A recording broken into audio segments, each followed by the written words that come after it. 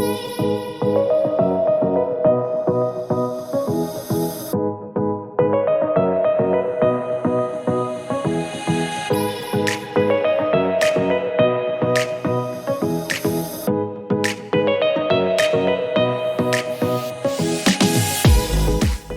aloha folks, and welcome to the Klipper Golf Course. Today I'm out here with my old friend Guy Hagi. Old friend. Guy? Emphasis being old. And some of you might recognize Guy because he's a news anchor, he's a meteorologist, he's a cheap eats connoisseur, but you guys know who he is, and he's out here today. He's going to help us with our brand new I Survived Hole number 13 challenge. But before we get to it, we're going to talk story a little bit. Yeah, okay. So, right on. Well, welcome, Guy. Yeah, thanks a lot. I made the best weather on the planet happen just for this occasion. I know Kevin. you did. Yes. We got some little windy, but it's so beautiful out here. Yeah. It is just gorgeous. Guys surfing. Kind of, do I want to surf? Do I want to hit the ball? Kind of 50-50 right now. Right, but that's your background, isn't it? Yeah, Surf. Yep. Surf. Because before you were on TV, weren't you on the radio with the Surf Report? Oh, Kevin, that's going back a long time. Yeah. Surf Yeah. reporting started like in '81. Wow. And lasted till like '94. So a long run doing surf reports. Yeah, a long time. Oh, unreal. And then when TV came along, did you just get right into the weather, or how did you start Yeah, off? because you know, being a surf reporter and a surfer, we just naturally follow the weather. We read the weather, we know what's going on. To find the best surf, you need to know what the weather's doing. Right. So I was already studying weather just being a surfer. So then when they asked me after years of doing the surf report to do a weather report, it's kind of like a natural transition. Okay, and so I've always wanted to know this. It's kind of an ignorant question, but humor me. Okay. How does one become a meteorologist? Well, hang on now. I'm not a meteorologist because that's the guys that do a lot of math and go through 4 years of college studying just that. And it's really high level math. I'm a weather forecaster in that I take the information from the National Weather Service and all those experts and who do all the math, and I'm their loudspeaker, right? I'm the guy that takes on all the gobbledygook, all those fancy weather terms, and I break it down so you know if it's going to rain in your neighborhood. I understand, because the meteorologists are the experts, right? And they get the data for you, right? But they're not necessarily the presenters, and that's what you do. Correct, because it takes so much of their time to take on all the data into these supercomputers and come up with a solution.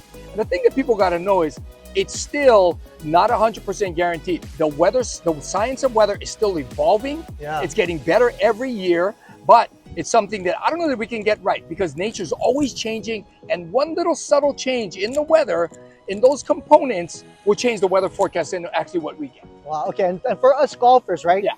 Like we always like to look. We like to look at the weather forecast, and I always get it wrong. give us a quick tip. You know, a quick tip, pro tip on how can we best forecast the weather when we're looking at the online stuff? Okay, not to plug ourselves, but the best way, we have an app. Okay. When you look at the app, just by the seat of your pants, not knowing anything, it can tell you hour by hour what to expect in your neighborhood, right? Wow. That's with the app. And it can also go forward and look at the weather model itself so you can see where the rain's expected and where the rain's going to move, how long it's going to last, how heavy it's going to be. So our weather app is a quick and simple answer to that question. Oh, that's awesome. And where can we get that? So just go to the app store, hnnweather.com, HNN Weather, and then you'll find it. HNN Weather. Yeah, HNN Weather. Awesome. Okay, well, we're talking a lot about weather and whatnot and surf, but then where did golf come into the picture? How did you pick up golf? Well, my dad was a hardcore golfer. I remember your dad. Yeah. And he had a lot of fun with it, especially in his older years, because he was a fisherman growing up, and that's how I had my love for the ocean, right? And he started golfing. And I'm the only one of the three sons that went along and started to hit the ball. Really? Yeah. So I started hitting the ball with him when I was like 11, 12. Never had any lessons, never got, really good at it, but I kind of got his passion for the game that way. What attracted you to the game, whereas your siblings weren't attracted? I think I had a little more patience than them, but golf's hard. Super hard. So I think that one hit when you have during a round, it kept on bringing me back. That's the cruelty of golf, right? Yeah. In 18 holes of lousy golf, you'll have one shot that you'll remember that's going, that's why I golf. Oh, totally. Same thing like surfing. You could be out there for a while and have a lousy session, get beat up, but something about that session will keep you back. Whether it's the camaraderie or the nice one turn that you did on one, or one tube ride, or maybe even one real good thrashing will make you realize that, wow, this is why I do that. But you know what? Surfing has another element, and you said thrashing. Yeah. I grew up in Hawaii, Kai. Sandy Beach is my backyard. Yeah, but I got thrashed and I didn't go back. yeah, but that's extreme though, Kevin. Don't forget, Sandy, I'll give you credit, because Sandy Beach is the one beach in maybe the entire state where it breaks more necks, more backs, people get hurt and injured there. And we're talking about even the experienced guys, right? Right. So it's you were well, I think it was good judgment that you pulled away if you weren't in love with it. Yeah. But when you get thrashed like that, you got to realize also, hey, that's part of the game, right? But yeah, that place is very dangerous. But you got to be able to handle. Yeah, and it comes with experience too. It comes with experience. Maybe you took on too much too young. I think I bit off too much. Yeah. But anyway, so back to the golf now. I remember your dad because I was working at Kapolei Golf Course where we met, right? Yep. And your dad would always hit balls on that driving range. Yep. And I never put it together until further down the road.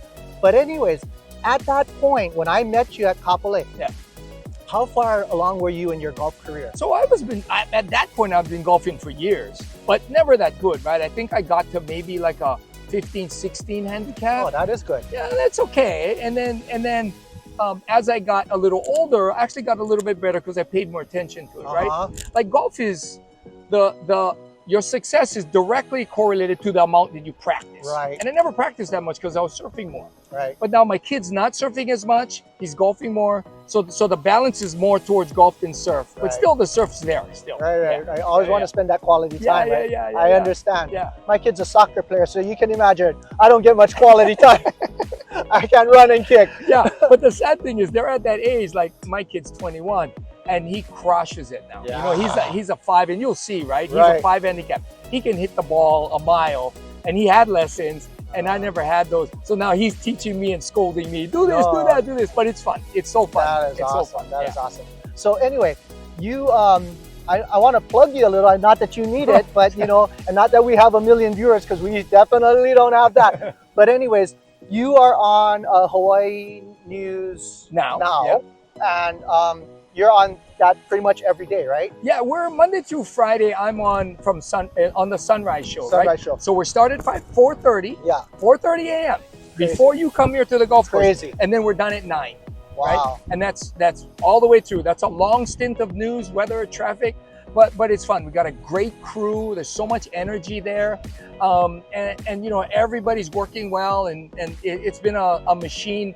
I think they're going like on 16 years now, and I've been with them for 4, and it's great. It's great. So like how we have all this online stuff now, right? You can like get news and stuff like that just by going online and clicking on stuff. But what's the benefit? What is the benefit of watching a news show? I think when you watch our entire show, at least parts of it, and sit down and watch it, you really get to feel like you're part of our family. And we try to treat our viewers that way, right? Yeah. We want them to know this information, and we're like talking to them like they're a family. Yeah. So we really make sure that we know what we're talking about. We check all the facts. We try to give the most accurate information. So that way people walk away going, yeah, I just got the best news from my best friends, and I can trust them. Got it. That's kind of where we're at with Sunrise. And Steve Uehara, Grace Lee, Billy V. It's been a very, very good crew. Lacey Denise, everybody's been just it's nice to have a family like that. Yeah, and out of that came the Cheap Eats, right? Yeah. So that's pretty nice. Remember Lau Galdera? Yes. So Lau Galdera did it with this station first, and then when I came in, geez, that's like 14 years ago now. They asked me to take it over because Lau was going to do his real estate thing, and I've taken it over, and it's been once a week, every week since then. Unreal, and you're real good. I watch it. I'm like hooked on it. Well, the food's good, Kim. Yeah. We make sure we vet the places. We know the food's going to be good before we go, so we cheat that way, right? Right. But it's good because we help small businesses get their word out to the public. The public wants to know where these places are, so it's kind of a nice balance and symbiotic relationship. Unreal. Well, you know what you weren't prepared for is today you came in and we had you test out our Cheap Eats. Oh, yeah. We went to the Klipper Grill. We have a daily special. It's from like 11 to 1 every day. put you on the spot. What did you think of our Oh meatloaf? man, that first bite of meatloaf, and you know right out the gate if it's going to be good Right. or not. The texture has to be there. Of course, the flavor's got to jump out and grab you. And they had all of that. Wow. The brown gravy was awesome. I thought like my grandma made that thing. No way. It didn't have a cafeteria taste. You know how they got Are you that for real? mass-produced cafeteria taste? Yeah. You just have that. It just cuts with a fork. You could have cut it with a dull spoon. Oh. It went right in. The texture was good. The flavors were outstanding. So my hat's off to the crew that's working what a in there. compliment Yeah, to I would Chef come- Nate and his crew. Like, even without the golf, I would come there just to eat. Thanks, bro. Yeah. Oh, that's yeah. unreal, guy. And that's not. I'm not kidding. And I eat meatloaf every now and then in a lot of places. So That's a so huge thumbs up. compliment. So, Yeah. hey, Klipper Grill, you guys are knocking it out of the park. I guess I got to come back for the rest of the menu though. They gotta come back, and so, well, you might be back here another day, I understand. So we might have to try check it out again. Yeah. Sounds good. Sounds good. Anyways, but I know. So we talked a lot. You got the news program in the morning. You've got the cheap eats. Anything else you got coming down the pipeline? Well, we're working on another golf show. I met you because years ago, at before Hawaii News Now became Hawaii News Now, when it was KHNL, yeah, I did a thing called On the Green. right. So it was like Cheap Eats for golf, in that we came, we previewed the course, we had a description of the course from the pro, and we had a tip particular to the course from the Golf Pro. Yeah. And you did a couple with me on a couple different courses, yeah. and we're gonna bring that back. We're gonna do it again. Oh my gosh. So of course, this is one of the courses we'll probably feature. Right on. And we'll go around the island, around the state, because we did that before. And I think it's time for it to come back. Nice. So we're working on it. We don't know when it's going to come back, but it's going to come back sometime. Right Sooner than later, let's say. Right on. Okay, but until then, Yeah. we got our challenge today. We've got the I Survived hole number 13 challenge. You and Luke are up. Shall we go give it a shot? Okay, we got some windy conditions. I got to load up on the sunblock. It's absolutely beautiful out here. But it will be challenging because of these winds, right? Yes. Yeah. It'll be very challenging. Okay, let's go. Are you ready to take the challenge? Yeah, we'll see. I put my Band-Aids on. All right. Fingers crossed. We go. All right. Okay, aloha folks, here we are. We're back on hole number 13. It's a 431-yard par 4. This is our signature hole, the number 1 hole in the DLD. And we got Guy Hagi and his son Luke. They're gonna take it on. But look who's here, folks. We got the coach over here. And the coach is here for a good reason. Not only is he gonna be the host of this show, but he is also gonna help Guy and Luke navigate this big challenge right here. All right, so coach, what do they need to do to get this done? Well, first, get your driver out. Okay. Okay. Second, the trade winds are helping you today. So you want to play that. Don't aim down the middle, aim a little to the right side. Let the trades bring your ball back. You can hit a straight shot, fade, or even a draw, and you'll make it into the fairway. It's a 2-shot hole. So let's get you in play first, and we'll talk about the next shot after. All right, let's go. Let's go.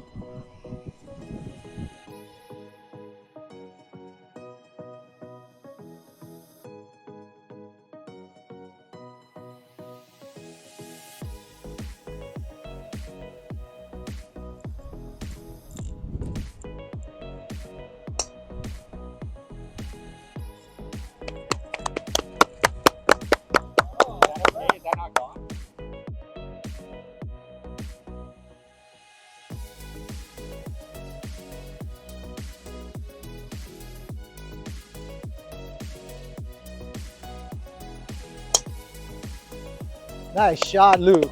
What a rip. Guess who's sitting at the top of the dinner table tonight? Right there. Good job. He had that little extra tip about, you can see the tee box is faced you over there. The architect's pretty clear to get your attention to the right. You don't see the left. Here we go. Showtime.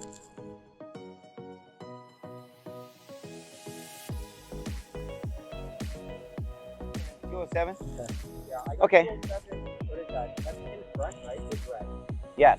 Always red, white, and blue. Red front, white middle, blue back. Okay, coach, what am I doing? What do I got? So tell me what club goes 195 So on a good day. So this is 185. This is 205. Okay, so let's get the 185 on you. Only because it's firm up there. You're gonna get a good run out. We got the wind is helping a little bit. Otherwise, Luke wouldn't be out at 320-yard drive. So again, the lie is a little, let's say, the ball's a little bit above, below your feet. It's gonna have a tendency to go to right, but the wind's gonna counter that. So aim straight at it, deep breath, Trust yourself.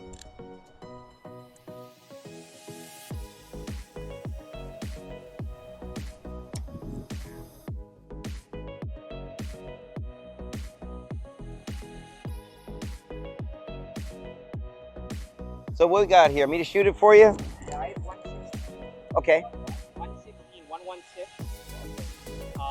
Wind definitely helped me. I don't know if I can get my yards to wind out. Normally the ball will get knocked down from here. I mean, playing slightly uphill, right? What did Jack Nicklaus do to win all his tournaments? He played to the middle of the green. Yeah. Let's give up the flag.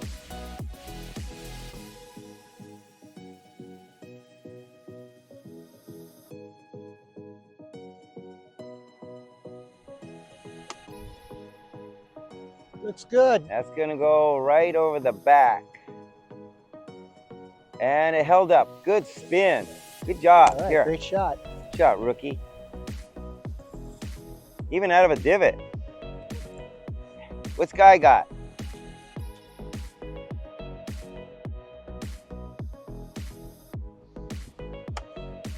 Oh, that's a good one.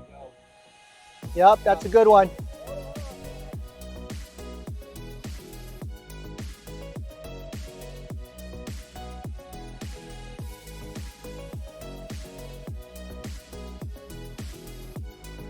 Okay, Coach, what do you think here? Well, you know, anytime you can putt it, especially you're kind of new out here today, right? Yeah. Your first hole on the course today. So there's not a whole lot of rough Yeah. in front of me, right? The So stem- it goes pretty nicely. The stem meter on this fringe is not much more than the green itself. So let's just trade out for the putter. And then I you, still got a chance to win to get the challenge, by the way, Sure, if I hold this. I've seen these made before. Let's read the green though. What do you Yeah. see? We gotta go up here. It's gonna flatten out. You can't go left. Yeah, we need the speed. Speed more than line. Get a good look at it. There you go. We'll leave the flag in for this one.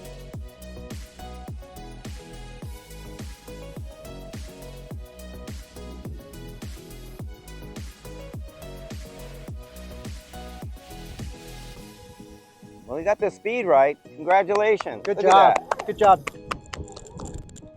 Okay. So you seem to know what you're doing. Yeah, generally. I'm seeing. I mean, it's definitely obviously the biggest thing is downhill. This is what I'm seeing, but anything else, I am pretty right to left. Just a little bit. I'm just gonna bring one down there. Do you feel the wind on the green? Yeah, I do. I feel it's coming in just a little bit, so I'm assuming that after I play it, I'll be well. You see your dad's putt stay over there? Yeah, I see it a little bit. So less break.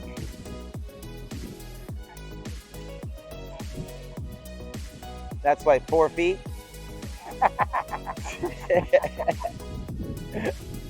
That's how we think. 4 feet tap in.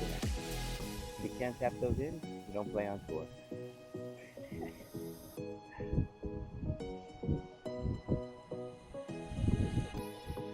Yeah.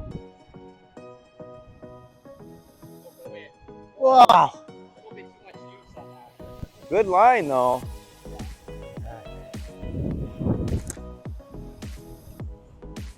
Well, Tiger Woods always said he didn't learn anything if he didn't pass the hole. So you learned a lot about this next putt.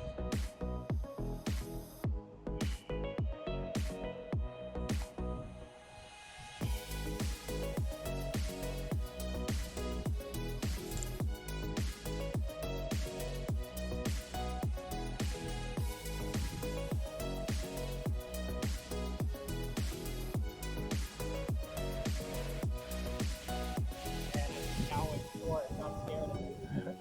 That's okay.